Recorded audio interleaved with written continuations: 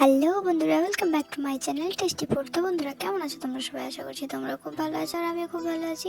তো আমি আজকে আবারও নতুন আরেকটা পিঠের রেসিপি নিয়ে চলে এসেছি। এই পিঠেটার নাম কি তোমরা জানো?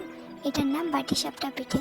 তো এটার জন্য গুড়িটাকে ভালো করে জল দিয়ে গুলে তার সাথে কাঁচা মৌরিকে বেটে আর নুন দিয়ে গুলে নিয়েছিলাম প্রথমে।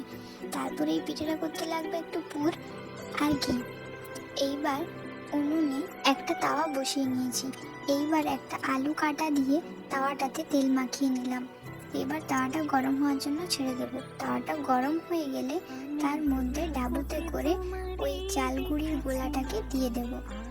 তারপর সেটাকে একটা পাতার সাহায্যে ভালো করে গোল করে মেলে নেব। মেলে নেওয়া হয়ে গেলে এটাকে ঢাকা দিয়ে দেবো কিছুক্ষণের জন্য।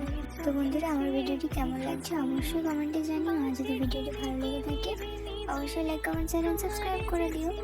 1-1.5 মিনিট পর তাওয়ার ঢাকাটা খুলে পিঠেটার উপরে একটু একটু করে পুর বসিয়ে দেবো পুরো পিঠেটায়।